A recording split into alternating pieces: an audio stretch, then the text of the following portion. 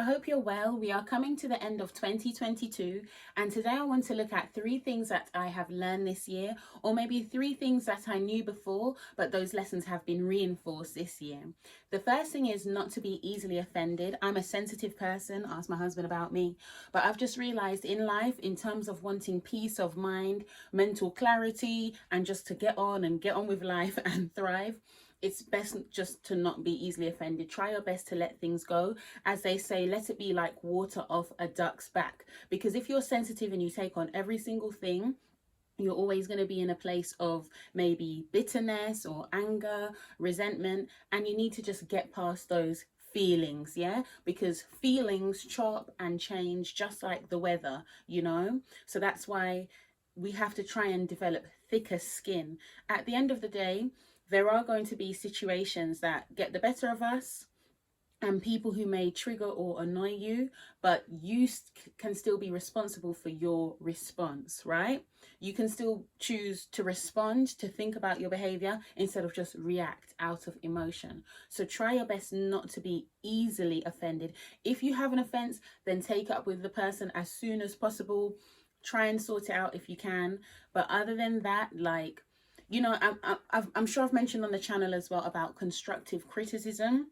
So like, for example, someone could even be giving you constructive criticism, but because you're easily offended, you take it away. When all they're literally saying is, oh, you could do something like this. It's to help you, yeah? So if you know you're a sensitive person like me, then that is definitely something to work on. You don't want to carry that not just only into the new year, but in life. It's long, yeah? So just learn to just take things for what they are and don't overanalyze and look into things too much. And the second thing is feel the fear and do it anyway, right?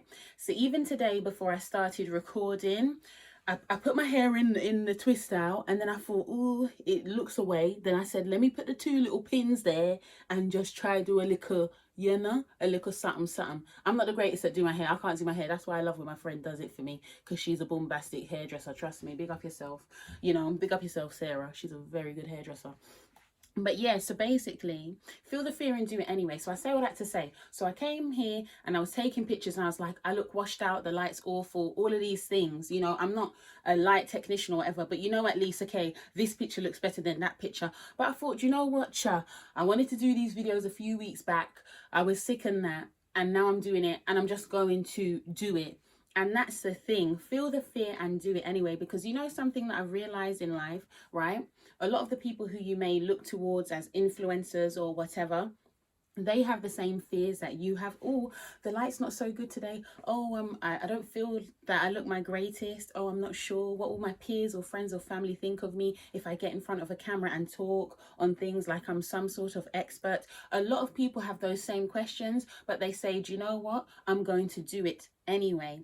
And that's the difference between people who get things done and achieve and people who just live in the fear and say, oh, I don't think I can do it. Which leads on perfectly to the third thing as well. Consistency is key. That's another thing I've learned. Consistency is key. Because when I was younger, I used to think that successful people, like there was something extra special about them as to why they're successful. And then I realized, no. The difference with them is that they just chose to keep on going. So learn to be a consistent person, right? My husband tells me I'm consistent, but when I really look into it, it's like, okay, maybe I'm consistent in the areas that he's not consistent in, and he's consistent in the areas that I'm not consistent in. But thank God for that little bit of consistency, and I need even more. But I say that to say, right, look at your life, look at the season you are in, and just think, okay, what does consistency look like for me now? So for example, me doing this channel, it's a nice outlet, being creative, all those different lovely things, right?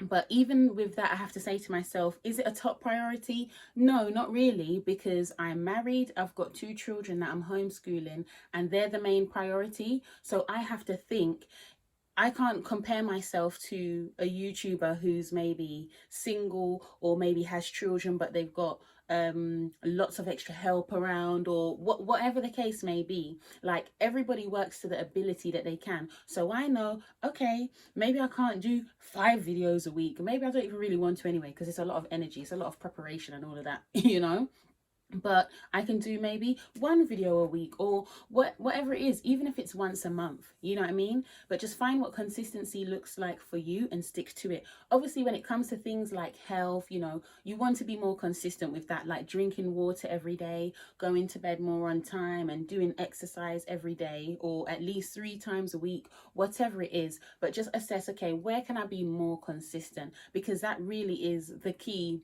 to success, or one of the major keys, you know, other than mindset and some other things and boundaries or whatever. You really need to be consistent.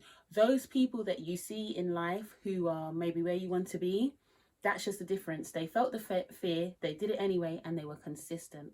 All right then, ladies, I hope you enjoyed this video. Like and leave a comment, and you can also check out my website, www.organizemydreams.com. All right then, bye.